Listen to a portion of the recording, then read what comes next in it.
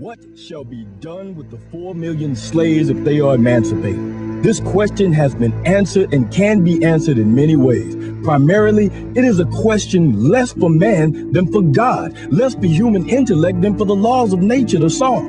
Our answer is, do nothing with them. Mind your business and let them mind theirs. Your doing with them is the greatest misfortune. They have been undone by your doings, and all they now ask and really have need of at your hands is just to let them alone.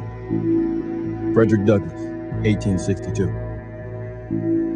It is the stupidity of man to think that he can do evil, even some monstrous evil, and it won't have any backlash on himself. But of course, it seldom works that way, and the moment he figures that out, he starts looking for a way to avoid the repercussions of what he's done. This is what happened with slavery. In the early 1800s, as it began to look like the end of slavery might be on the horizon, white America started to be concerned that a day of reckoning was coming. The primary fear for the average person was of retribution and insurrection, and that was a reasonable fear. After all, it's illogical to think that you can do to a whole group of people what was done to African Americans and think that they will just take it lying down forever. And of course, there were things like the Nat Turner uprisings. But for the wealthy elite, their fears went beyond things like insurrection. They were worried about the financial impact. Remember, it was not just the cotton plantations that profited from slavery. Whether you're talking about the banks, or the insurance companies, the railroads, even the newspapers, the fact is that almost every aspect of the American economy was at some level or another invested in the slave business. You also need to recognize that for the wealthy elitists who controlled this system, slaves were an asset as long as they were slaves. But at the moment they are set free, they become a liability. And what the elite knew was that the end of slavery would instantly release 4 million people into the economy who had been kept uneducated and effectively unemployable anywhere but the cotton field. And what they were concerned about was that this was going to bankrupt the American economy. Taxes were going to go through the roof to take care of these people. Crime was going to be rampant. The prisons were going to be flooded. There was going to be this population overrun. And in the North, the biggest fear was migration from the South of these black people. The other fear that these people had was intermarriage between blacks and whites would lead to a loss of racial purity. The question was, what were they going to do about it? And their initial thought was that they would just send all the slaves back to Africa. This plan was called colonization, and it had broad support among the wealthy elite. In fact, the American Colonization Society was even funded by the United States Congress. But in the end, colonization proved to be unworkable, and the idea was eventually scrapped. But about that same time, a new philosophy was emerging in the world. It was called eugenics. And for some, it seemed like the perfect solution to what had become known as the Negro dilemma.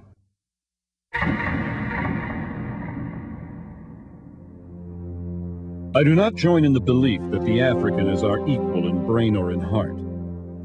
And I believe that if we can, in any fair way, possess ourselves of his services, we have an equal right to utilize them to our advantage.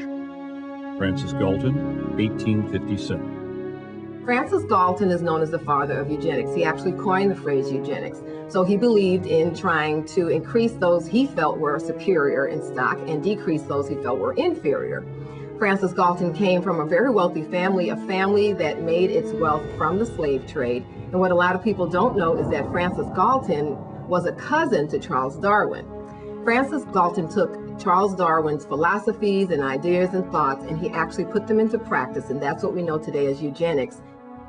Eugenics and evolution are related in that they both see what they consider to be the highest form of primate, such as the gorilla, as almost indistinguishable from what they consider the lowest form of human, the African and the Aborigine. At some future period, not very distant as measured by centuries, the civilized races of man will almost certainly exterminate and replace the savage races throughout the world.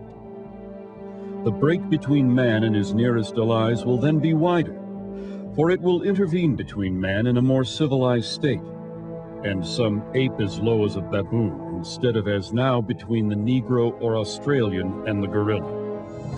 Charles Darwin, 1890.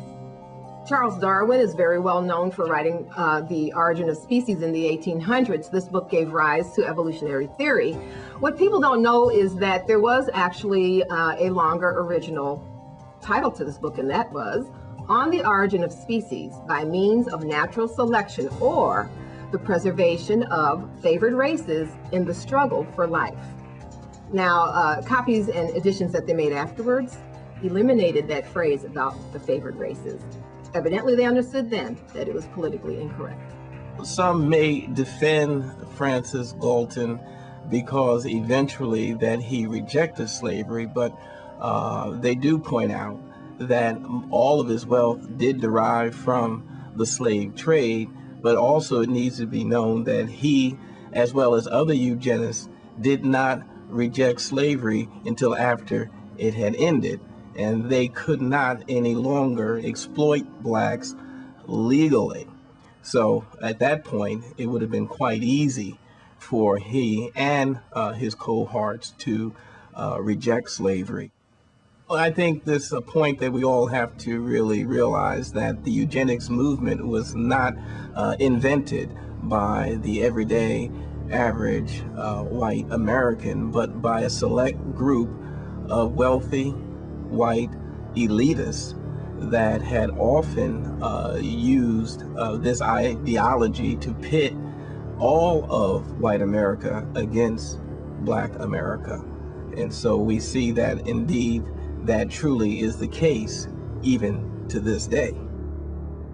Average Negroes possess too little intellect, self-reliance, and self-control to make it possible for them to sustain the burden of any respectable form of civilization without a large measure of external guidance and support. Francis Galton, 1873. Eugenicists believed that Africans were inferior not just mentally, but physically, and that left to themselves, left alone, they would not make it. The problem is, it didn't work. With that failure, the eugenicists moved on to what is known as positive eugenics.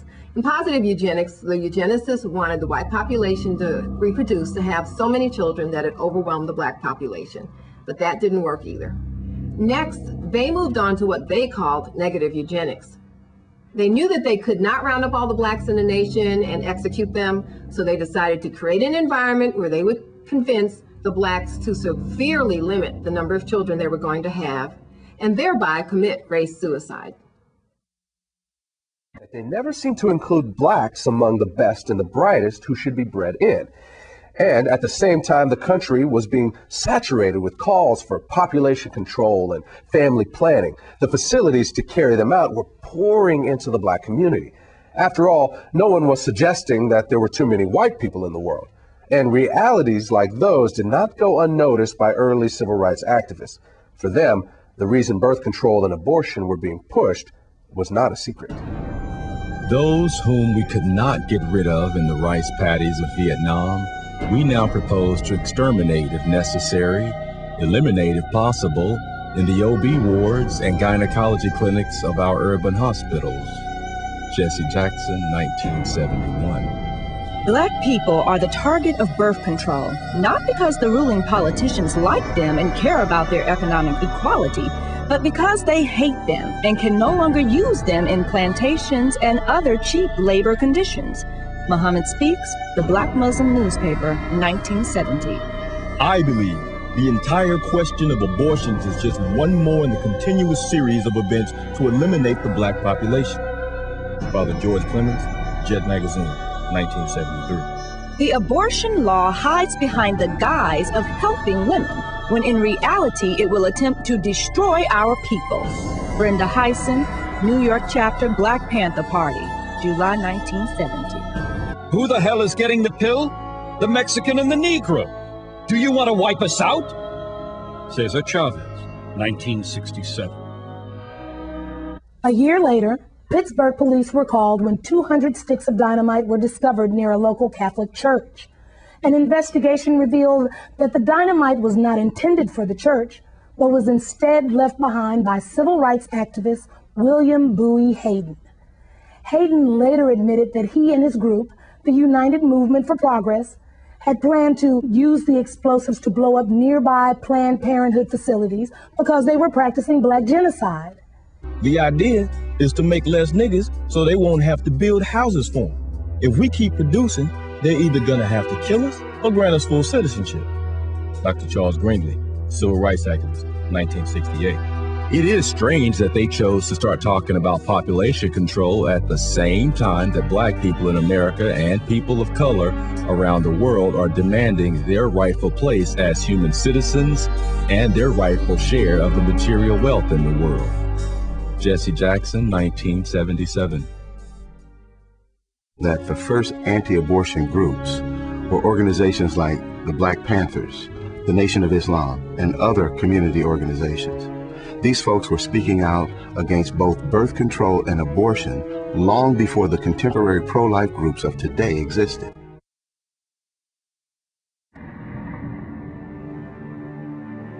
What would you say is now the #1 cause of death in the African American community?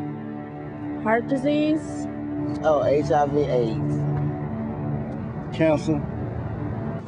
Probably heart disease. What if I told you the real answer was abortion?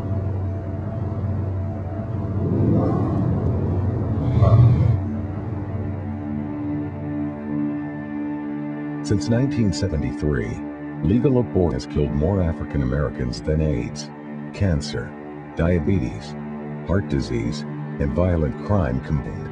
Every week, more blacks die in American abortion clinics than were killed in the entire Vietnam War. And the largest chain of abortion clinics in the United States is operated by Planned Parenthood.